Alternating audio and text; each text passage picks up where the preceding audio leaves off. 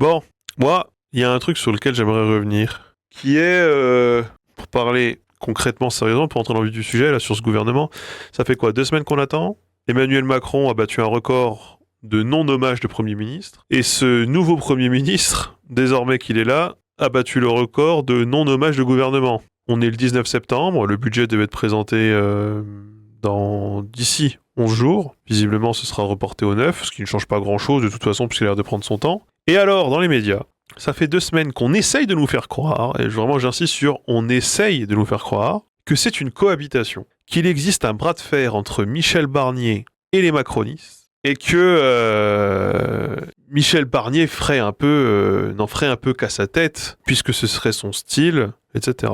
Mais attendez, juste attendez. Emmanuel Macron a nommé Michel Barnier, on rappelle, précisément, parce que, rappelons-le, hein, le RN ne censurera pas, et qu'a priori, si jamais les macronistes veulent s'en débarrasser, pour eux c'est absolument facile, il suffit d'appuyer sur le bouton rouge, et ciao, il n'y a plus de Michel Barnier. Je vois même pas pourquoi, c'est eux qui l'ont mis là, en fait, c'est eux qui l'ont mis là, et ceux qui peuvent le faire partir du jour au lendemain s'ils veulent.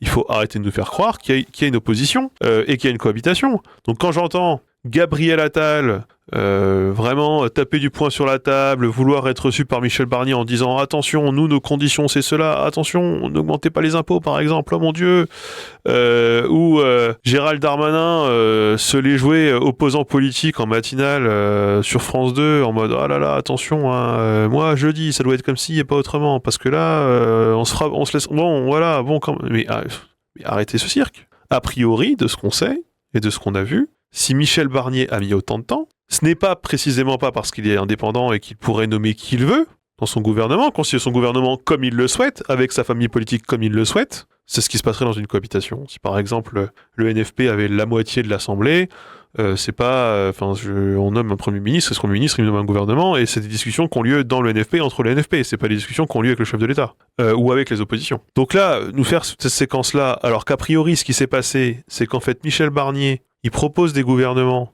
à Emmanuel Macron qui les refuse, alors que ce n'est pas Emmanuel Macron de refuser le gouvernement, c'est au Parlement, a priori, hein, c'est au Parlement de les renverser. Si jamais c'est une vraie cohabitation, ce n'est pas à Emmanuel Macron de dire tel ministre ce sera lui, tel ministre ce sera pas lui, etc. C'est pas comme ça que ça se passe. Ou alors, précisément, c'est qu'il a les pleins pouvoirs et toute l'attitude pour diriger, et qu'il n'y a précisément donc pas de cohabitation. Donc il faut vraiment...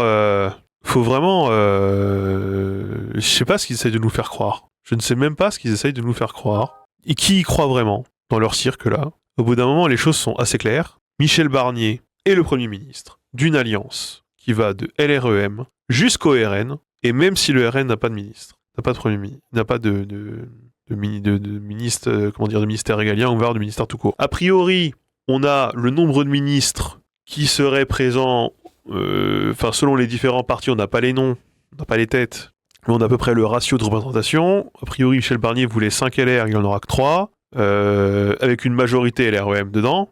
Bon, il y a une majorité LREM dans le gouvernement de Michel Barnier, plus 3 LR, finalement, ça officialise quelque part un mariage qui existait déjà avant, mais qui ne voulait pas dire son nom. C'est ce qu'on voyait durant la précédente législature, c'est que LR, c'est des faux opposants, c'est des faux opposants au macronisme, de toute évidence. Maintenant on le sait, on le voit, il n'y a pas de problème. Bon, bref. C'est pour moi donc, et je reviens sur mon hypothèse de départ, et mon hypothèse depuis juillet, que je vous sors ici, Emmanuel Macron fera tout pour ne rien changer.